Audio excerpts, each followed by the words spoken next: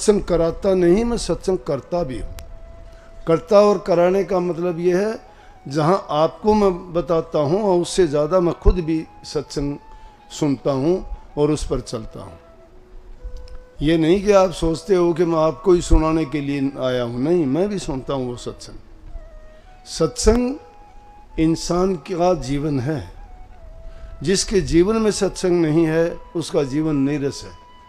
चाहे दुनिया के उसको कितने भी पदार्थ मिल जाएं, जैसे एक ही पहली लाइन में कह दी थी बात, सत्संग तो एक ही लाइन में कह दिया अपनी हरियाणवी भाषा में, क्या न देख के दीवाना होया रे।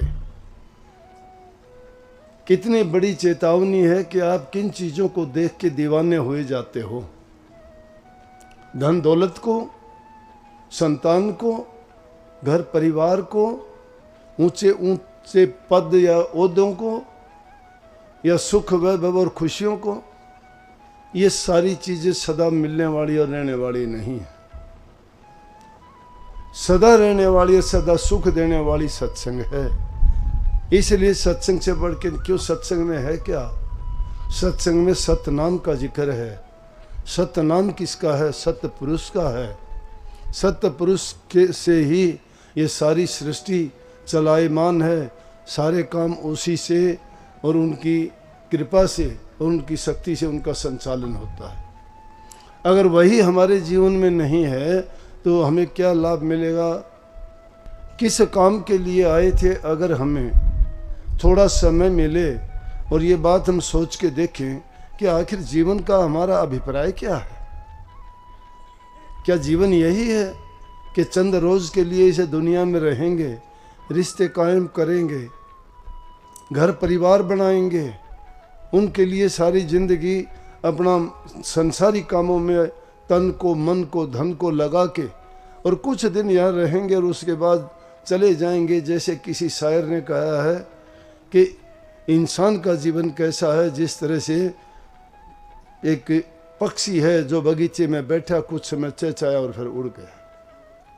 जिंदगी ये आदमी मानंद मुर्ग खुशनुमा, बैठा किसी डाल पर चहचहाया और उड़ गया। क्या जीवन का यही अर्थ है, मतलब है कि हम कुछ दिन इस संसार में रहें, जिएं और अपने चहचहाने का मतलब दुनियादारी के कारोबार, काम धंधे करें और आखिर यहाँ से चले जाएं? जीवन का वास्तविक अर्थ है वो भी इंसान के जीवन का। और जीवन की तुलना करके देखोगे, पशु पक्षी जीव जंतु 84 के जो जीव हैं वो मजबूर हैं। उनको नहीं प्राप्त, ना सत्संग प्राप्त है, ना गुरु प्राप्त है, और ना ही उनको ऐसा अवसर मिलता है। सोचने तक का समय नहीं है, उनमें वो बल बुद्धि ज्ञान नहीं है।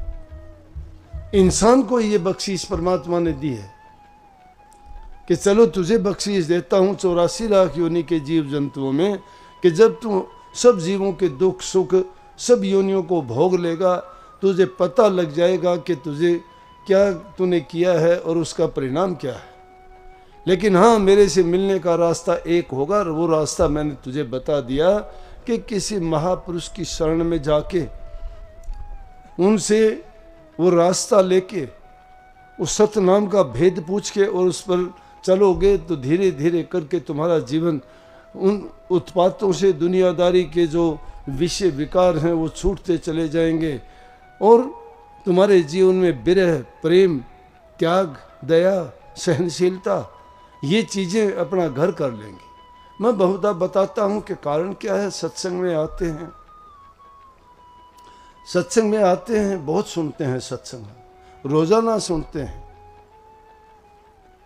दूसरे देखने वाले भी सोचते हैं गुरु का प्यारा है, इतने दिन से सत्संगी है, सत्संग करता है, कोई किताब लिखता है, कोई रिकॉर्डिंग करता है, कोई गाता बजाता है, कोई हर सत्संग में सेवा करता हुआ दिखाई देता है, लेकिन आम जीवन में बदलाव नहीं आता।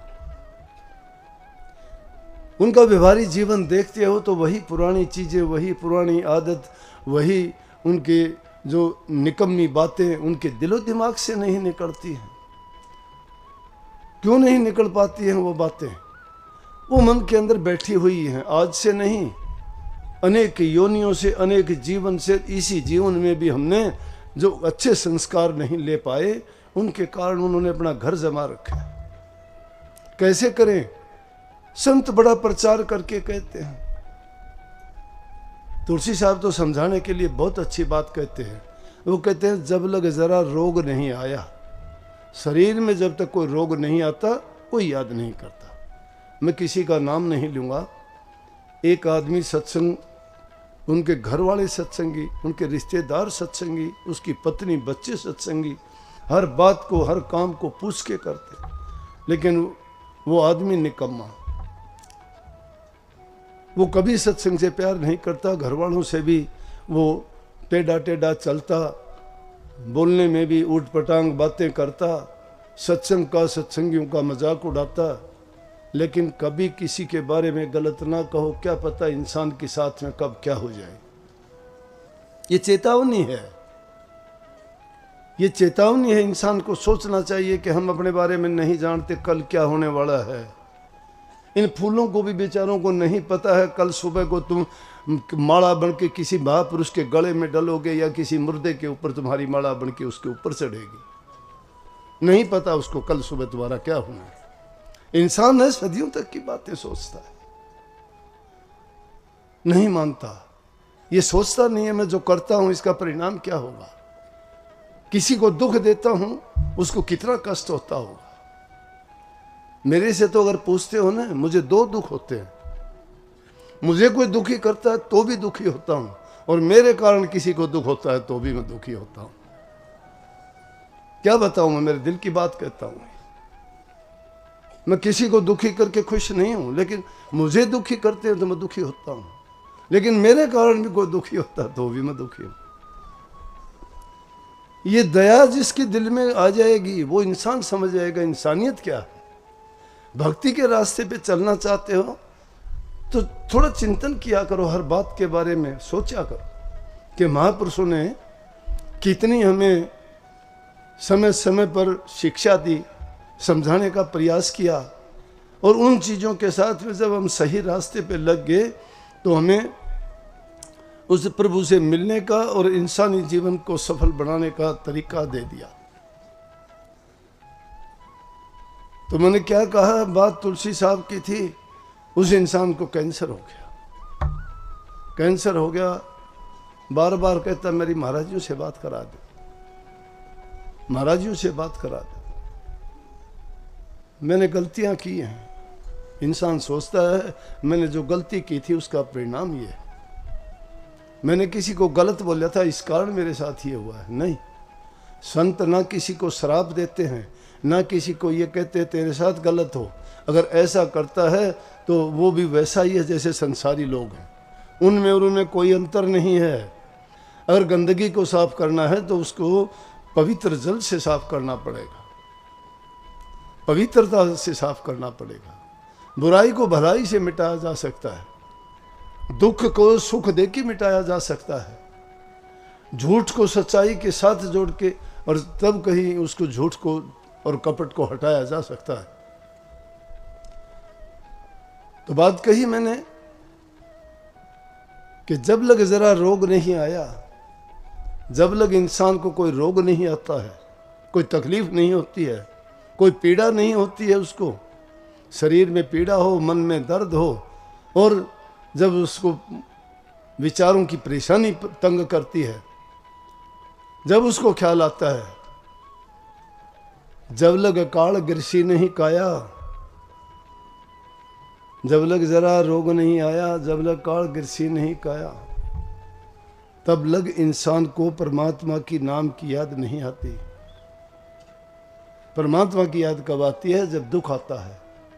इसलिए वो दुख आने से ही पहले उस मालिक को याद करना शुरू कर दो तो दुख आएगा ही नहीं।